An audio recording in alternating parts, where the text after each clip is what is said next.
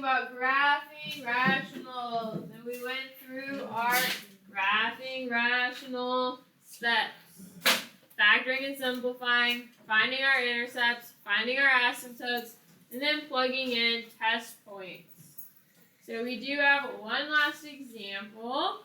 Okay, so what is our first step? To factor.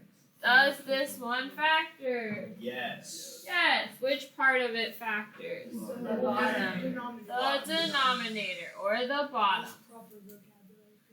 What does it factor to?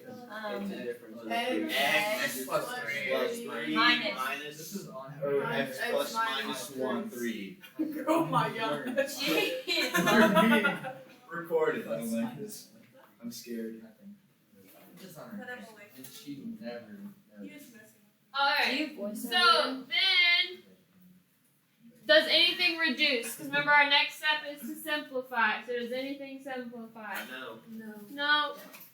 So then remember our next step is to find our intercepts. How do we find our x-intercepts? Set the factors. So you want to set factors to 0. Not quite.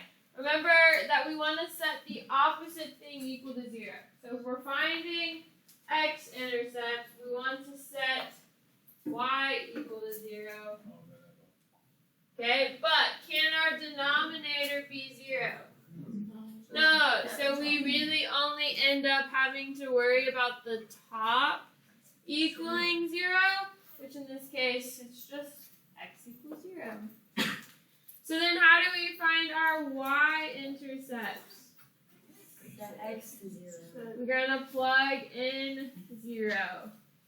So we would get 0 divided by, well, 3 times negative 3 is negative 9. And 0 divided by anything is 0. Which makes sense because if our x-intercept is 0, that would also have to make our y-intercept 0. What's our next step? Our asymptotes. So how do we find our vertical asymptotes? We already set our top equal to 0. We want to set our denominator equal to 0. Well, if it's already in factored form, what am I going to do with my factors? Separate them. And so what do we get? Negative 3 and 3. X equals 1. So those are going to be our two asymptotes. Now, how do we find our horizontal asymptotes? Looking at our first two terms, so x divided by x squared, if I reduce that, what do we get? 1 over x. So if I end up with stuff that has x's in the bottom, what did we say that means? It's y equals 0. Or if we're looking at our function, my degree of the top is 1, my degree of the bottom is 2. Anytime that the degree of the top is smaller than the degree of the bottom, it's going to be y equals 0. What about if it's not? If your degree of the top is bigger than the degree of the bottom, there's no horizontal asymptote. And if your degrees are equal, then you're just looking at the leading coefficient. Okay. Now I'm not paying attention. I understand a little bit. Alright, so then what do we say our last step is? Yeah, which gives us our test point. So let's go ahead and graph some of these things. We have a point at 0, 0. Then we have vertical asymptotes at negative 3 and positive 3. And then we have a horizontal asymptote at y equals 0. Okay? So what are the things that are breaking apart our x-axis?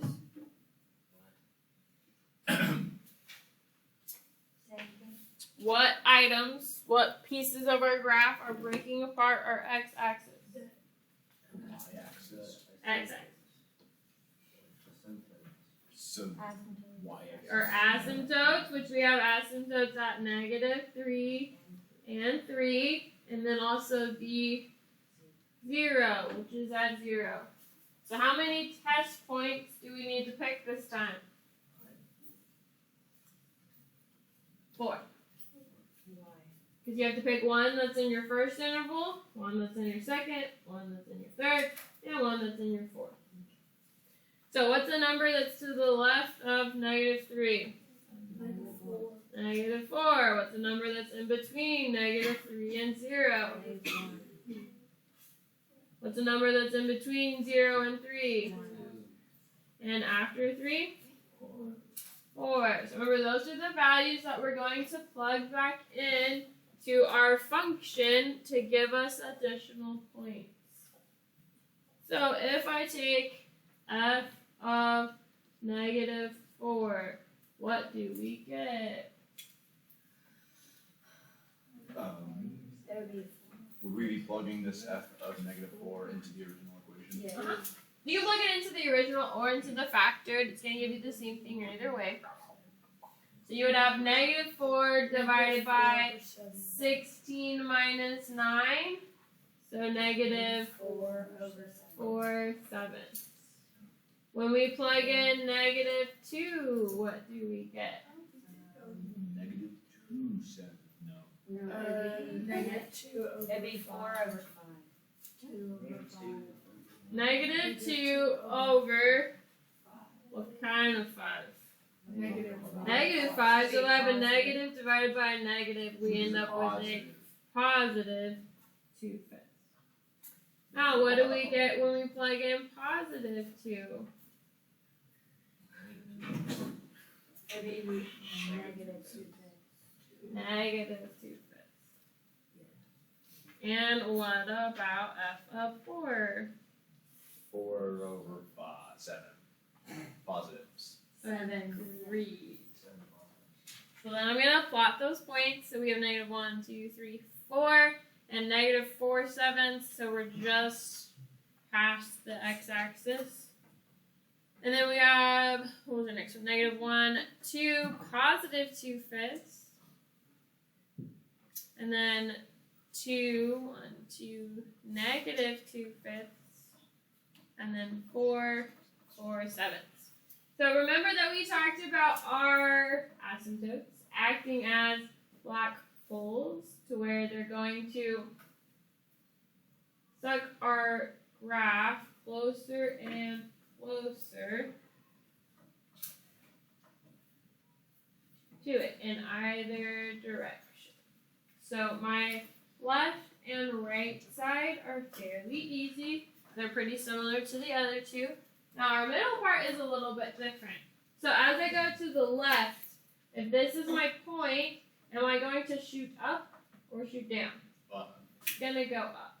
And left. And then on the right side, what's going to happen? It's going to come down.